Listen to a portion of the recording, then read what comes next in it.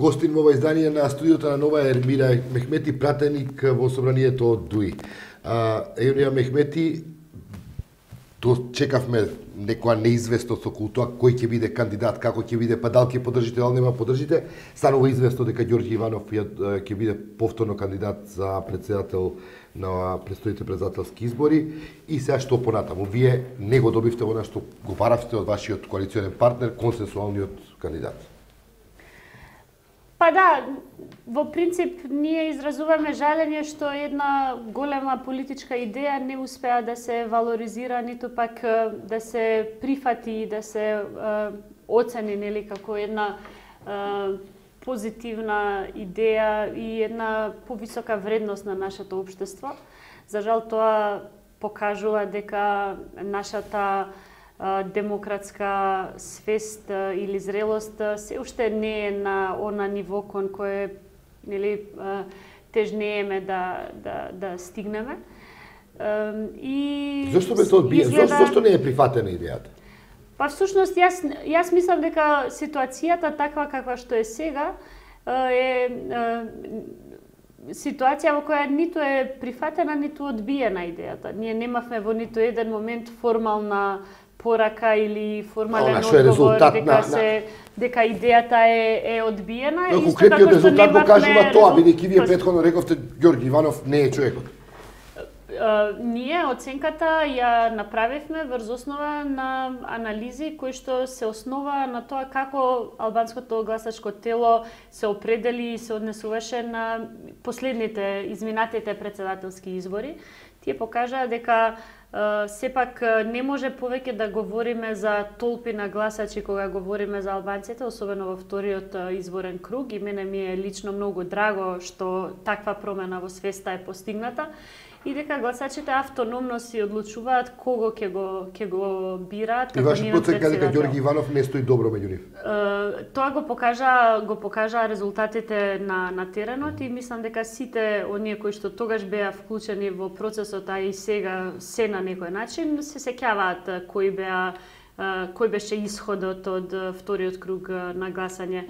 Ние се поведовме од тие анализи и сметавме дека е возможно и се создадени услови да наметнеме една нова тема во јавноста и да го опипаме пулсот, но истовремено да се обидеме да создадеме атмосфера или амбиент за да постигнеме нели консензус или некаков етнички договор за тоа кој би бил евентуално новиот кандидат. Што сега, мислам, најавивте дека ако нема конституционален председател, веројатно ќе барате, односно ќе барате предвремени парламентарни избори, сега да го очекуваме тоа. Јас мислам она што сите велат дека е познато сценарио, односно дека е резултат на некаков си таен договор меѓу ВМРО, ДПМН и ДУИ. Не мислам дека постои некаков таков договор. Идејата за предвремени парламентарни избори веќе подолго време се заговара во државата. Јас лично мислев дека периодот после 24 декември беше времето кога државата имаше причини, издржливи или оддржливи аргументи за да мислите на 2012 да, настанете во собранието. Мислев дека почетокот на 2013 беше времето кога можеше да се оди на предвремени парламентарни избори.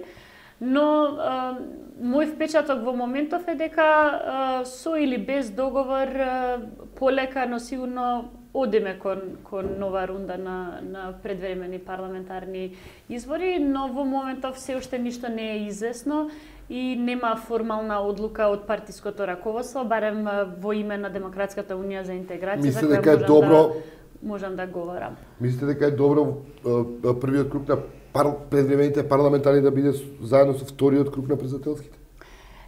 Како би се организирале евентуално тие избори, јас мислам дека тоа допрва треба да се анализира. Ние немаме одлука во партијата, јавноста знае дека многу е важно квалитативно се менуваат работите, бидејќи доколку вие сте за изборите да бидат на 13-ти првиот круг на парламентарните, тоа на известен начин индиректно давате поддршка и на председателските избори. Нашиот став во врска со председателските избори е прилично јасен. некои се обидуваат тоа да го квалификуваат или дефинираат како бојкот, но јас мислам дека концептот на бојкот се разликува од она што ние го промовираме, тоа е фактички не поддршка, не давање поддршка на еден кандидат за кој што нема согласност или заеднички договор на партнерите. Не мислам дека беше толку невозможно да се постигне договор. Дури не мислам дека било кој ќе беше губитник од таков договор, напротив, мислам дека и партиите ќе беа победници, но пред се нашата демократија ќе беше еден голем победник. Зашто имате вие договор со вашиот коалиционен партнер? Ако дуи видите дека е битно за државата и е стратешка ваша опредба консенсуален претседател што произлегува од духот на рамковниот договор, претпоставувам кој ви е многу значаен. Ако тоа не успева, ако не успева вашата заложба да се покренат работите на процесот на европските интеграции, таму е ваш човек. Ваш човек е во Министерството за одбрана, кој би требало да испорача она што на вашето гласачко тело му е важно, НАТО. Гледаме, нема буџет, треба да се задолжи државата за да обезбеди за модернизација на армијата, за да не дојдеме во ситуација како што ни порача полковникот на НАТО, дека ние практично заостануваме за стандардите на НАТО. Во кој стратешки сегмент вие имате договор кој можете да испорачате пред вашето гласачко тело, да речете да, овде со ВМРО ДПМН имаме договор и таа наша стратешка заложба можеме да ја испорачаме? Не, јас мислам дека заглавувањето на евроинтеграцијскиот процес и членството во НАТО не се должи на немање договор помеѓу партнерите. Тоа веќе сите го знаеме и го повторуваме, дека блокадата се должи на неможноста, немањето можност да се постигне компромис во врска со името. Добро, и таму се заложивте и тоа не ви успеа многу исто така.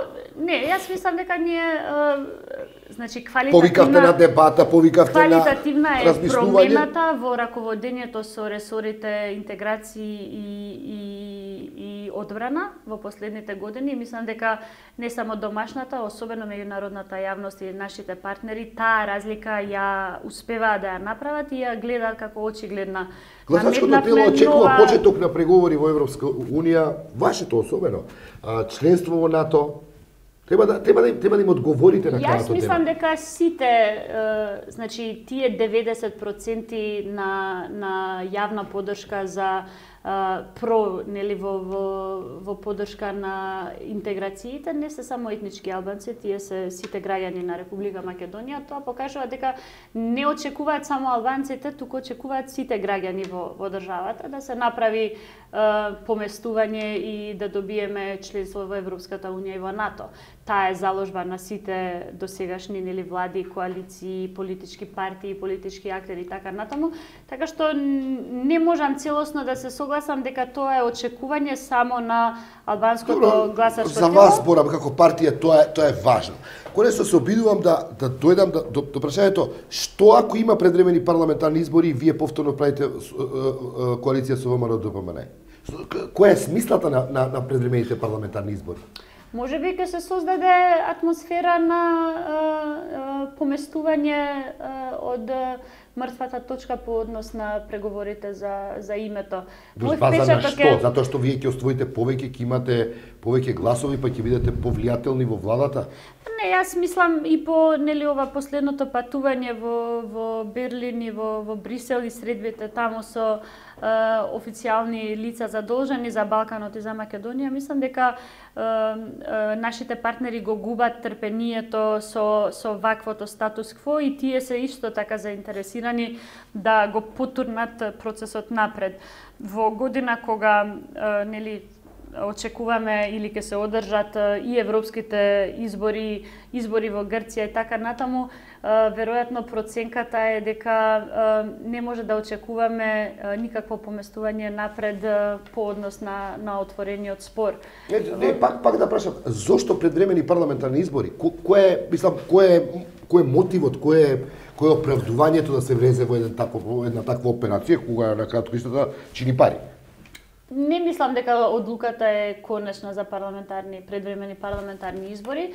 Верувам дека доколку таква одлука биде донесена, таа ќе биде образложена пред нашето членство во органите на партијата и исто така обелодената во јавноста.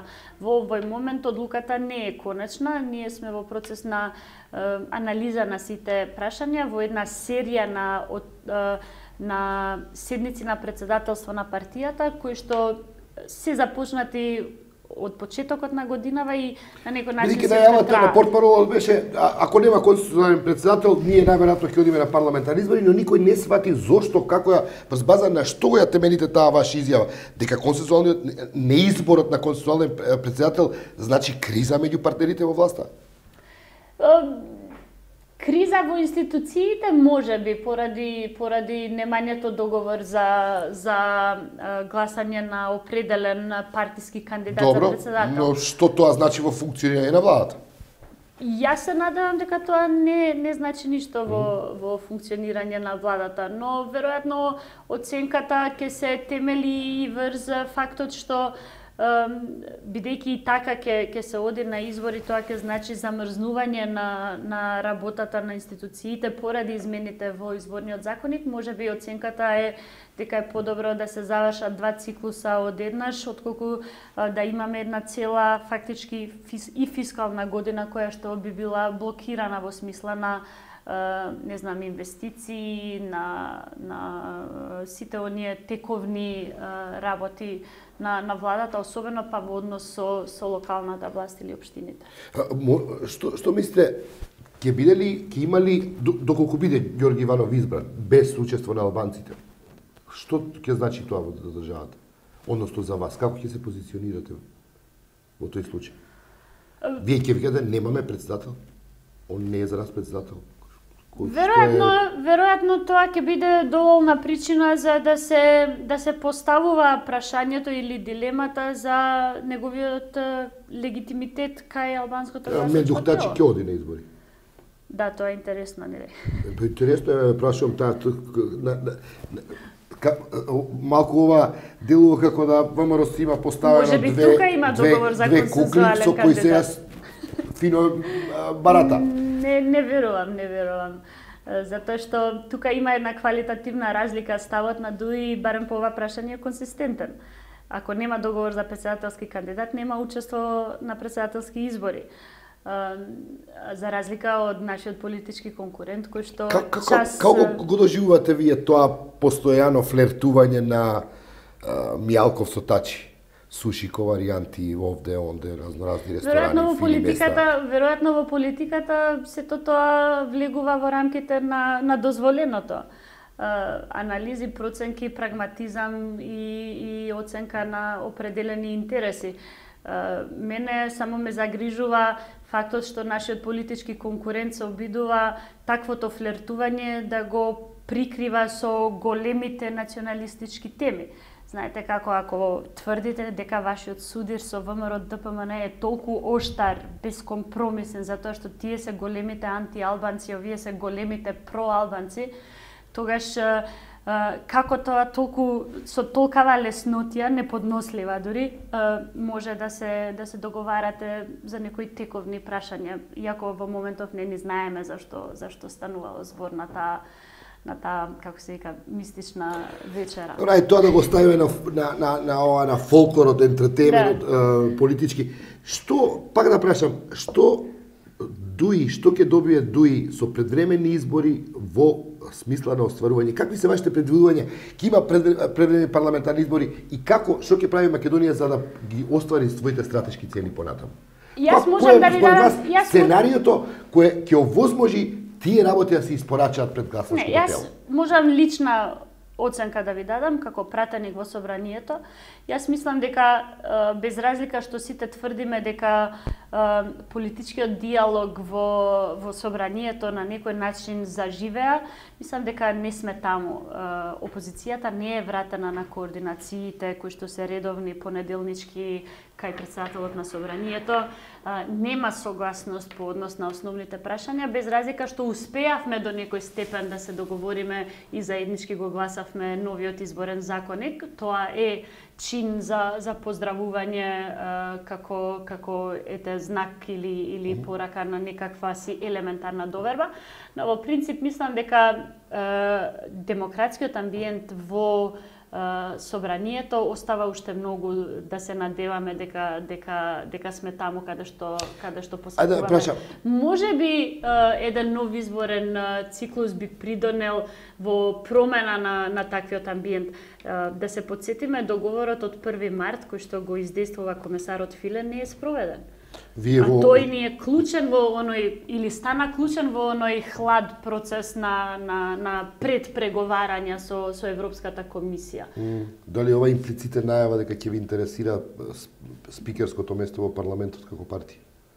Не би сакала во оваа фаза на тој начин да шпекулирам, затоа што мислам дека е премногу рано во услови кога воопшто немаме ни конечна одлука дали ќе се распушта собранието. Не ме праша, конституционален кандидат не успеавте да најдете со ВМРО ДПМН, може ли тоа да се случи со СДС? Или имате ексклузивно? Не, јас мислам дека е неблагодарно. Тоа понуда му ја давате на ВМРО ДПМН. Природно е во услови кога вие коалицирате да им понудите нив идејата да се разгледа, да се понуди кај големиот партнер. Партнерот го одби. Сега имаме неформално одбивање, нели, но она што го знаеме дека кандидатура на Иванов. Другите опции се отворени и се разгледуваат во партијата, но одлука нема. Ниту пак има некаква најава дали евентуално би можеле да се договориме. Јас мислам дека се уште неблагодарно на некој начин да ги разгледуваме другите опции во услови кога немаме конечна одлука што откако што говорите ако СДС излезе со кандидат кој е прифатлив за албанското гласачко тело, дали тоа значи дека е основа за тој консенсуален кандидат? Сите опции се отворени. Не знам, ова прашање кој е прифатлив, кој е неприфатлив, мислам дека малку се поставува од самото по себе на провокативен начин. Ја не поставувам која личност. Прашувам генерално доколку СДС излезе со таков кандидат. Без разлика на тоа дали вие договарате или преговарате едни со други. Не можам во овој момент, не можам и не би сакала да шпекулирам, мислам дека тоа треба допрва да се анализира, се уште не знаеме формално кој е кандидатот од страна на СДС. Мислите дека гласачите албанци ќе излезат да гласат без разлика на вашиот политички став дека не да поддржите ни еден кандидат? Дека ќе излезат да гласат за некој од кандидатите? Ѓорѓе Иванов викате дека не е прифатлив за нив, според вашите истражувања на јавното мислење, дали се дека друг некој го привлекол нивното внимание? Нашата кампања ќе биде во насока на афирмирање на идејата за консензуален кандидат и ние таа кампања или таа идеја ќе ја промовираме во оваа кампања која што треба да започне наскоро. Како, дали, како и зошто гласачите албанци би се определиле да гласаат за еден или друг кандидат, тоа веќе мислам дека спаѓа во една друга сфера на анализа и јас не би можела тоа да го предвидам во овој момент. Ќе се навратам повторно на она што го знаеме како показател, а тоа се резултатите од 2009-та кои што покажаа дека за овој кандидат на ВМРО ДПМН немаше масовно гласање и поддршка кај предвремените парламентарни. Зошто мислите дека односно кога ме праша пред малку не исклучивме можноста да се одржат првиот круг да се одржи на 13 април, односно да се одржи со вториот круг од претседателските. Зошто мислите дека треба да се поклопат тие избори? Тоа веројатно ќе биде предмет на анализа на резултатот од првиот круг претседателски. Ако распишувате предвремени парламентарни, тоа ќе треба да направите сега. Најверојатно идната. Така што не знаете што ќе биде исходот од првиот круг. Може да се предпостави. Може да се предпостави. Не мислам дека има една конечна одлука, сите опции се уште отворени и мислам дека целта во принцип на сите политички партии, верувам на најголемата пред се ќе биде да се гарантира или да се овозможи успешен изборен циклус.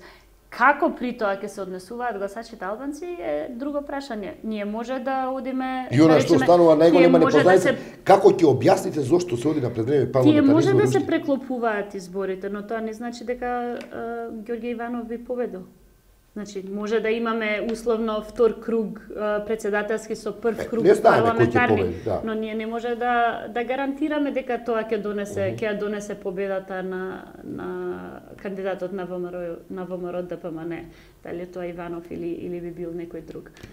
Така што мислам дека навистина не може да се даде една чиста јасна прогноза. Знаете ли дека ви смеваат многу критичарите, особено од етничкиот албански кампус интелектуалците кои велат еве ги дуи по кој знае кој пат претат дека ќе излезат од коалицијата, дека не се задоволни и при тоа се знае веќе дека сите тие така речени закани се само чиста вербална некаква риторика. Не би сакала да се конфронтирам со таа група на аналитичари албанци, сите ми се пријатели и со нив нема потреба од конфронтации, чисто како став за овие прашања. Јас мислам дека интимно сите тие знаат дека таква политичка криза која што единствено ДУИ може да ја продуцира во државата не е во интерес на никој, најмалку на државата, а тоа е исто така едно сценарио кој што нема да го поддржат нашите меѓународни партнери. Знаете, Република Македонија е држава во која што некои одлуки не се носат целосно самостојно, без разлика што ние сакаме да претендираме дека сме толку самостојни и толку зрели како демократија. Кога вие градите една постконфликтна држава и се обидувате да наметнете некаков дух на доверба и консензус кој што се гарантира при тоа со мировен договор, тој процес не тече секогаш самостојно и не е секогаш плод и предмет само на политичко договарање меѓу домашните елити. Тука има некои сили кои што постои притисок врз вас да бидете во оваа влада, во оваа коалиција. Не постои притисок да бидеме во влада, но постои интерес за стабилност на институциите.